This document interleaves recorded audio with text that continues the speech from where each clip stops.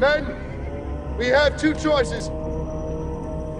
We can be slaughtered by the army Poppy is amassing against us. Or we can fight for our lives, just as we've done every day for 8 years. I've made my decision. I'm going to Rome.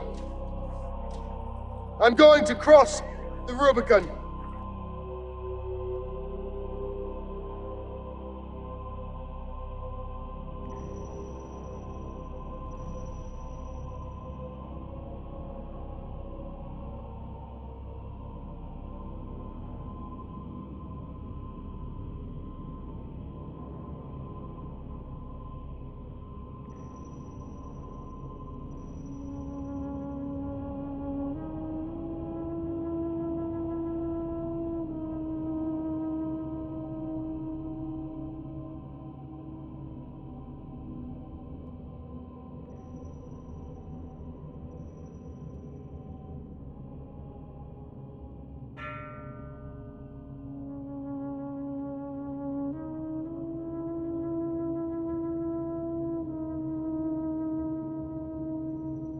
Senate will hear Metellus Scipio.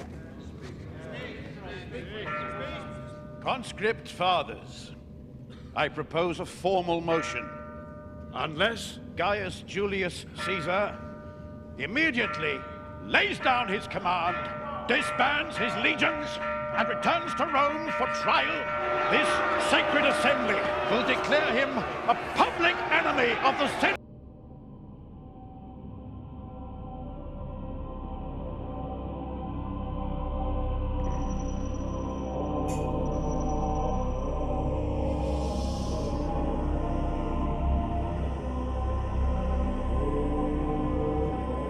And people are wrong. After which time, it will be the duty and the obligation of every Roman to do him harm or to kill him if they are able.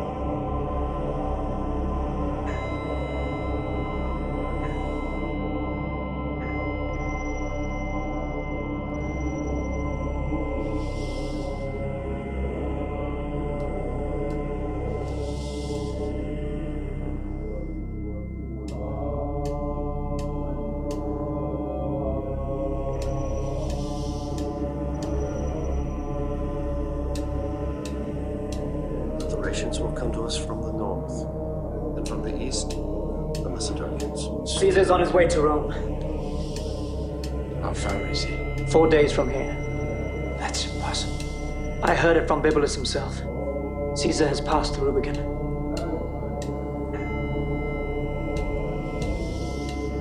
We must leave Rome. We cannot defend it without troops. We'll go to Greece. We amass what strength we can, and then we take him in Rome itself. I only hope we don't arrive too late and find the bodies of our friends on the Senate steps.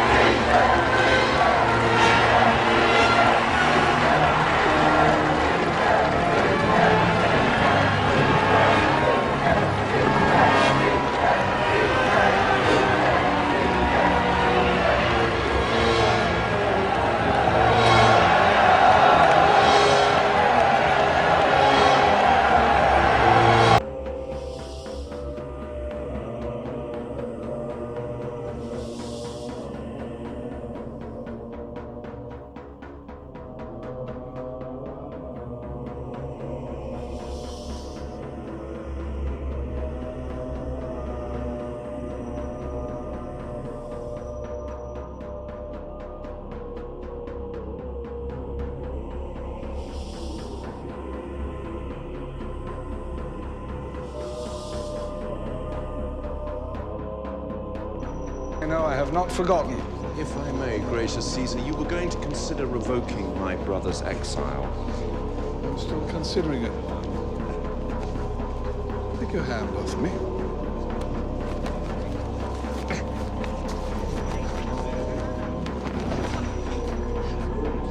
Waiting for? Now! Now! Now!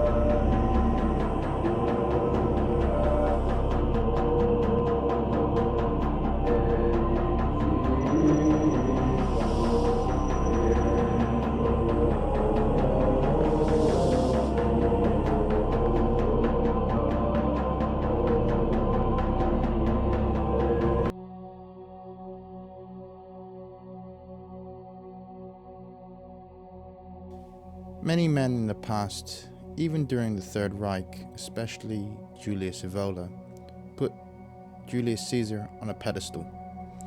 Many today who hold the notion that the dictator was somehow a hero of European civilization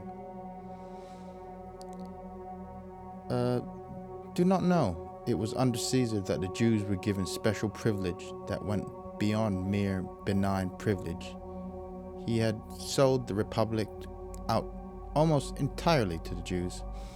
Mainstream historians will give a plethora of reasons for why he was taken out by Brutus and Cassius the Younger, being the ringleaders, but never ever relate it to the Jewish question.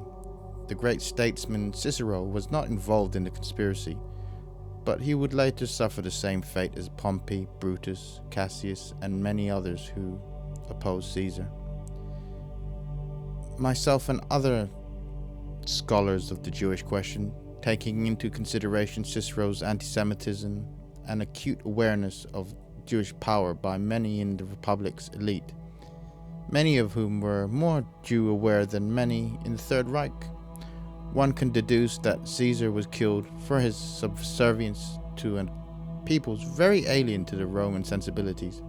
For instance, Caesar granted them freedom of religion, which made circumcision legal, which even to the allegedly bloodthirsty Romans was an act against nature and repulsive to everything that pagan Rome stood for, according to the Roman philosopher and historian Tacitus. It was under Caesar that Judeo-Roman friendship was solidified and carried on into the Second Triumph. Although I have oversimplified that era during the reign of Julius Caesar, the dictator. My thesis, which is not only mine but quite a few others as well, is backed up by, as Romans kept records, and Tacitus, the Roman historian, noted many of these incidents, and not to mention Josephus's, the Jewish historian's, collection of dictates and laws passed by Julius Caesar. Not to mention that the Jews mourned Julius Caesar for 3 weeks by his funeral pyre, and the great press he still gets even to this day. He is painted in a positive light, and that says it all.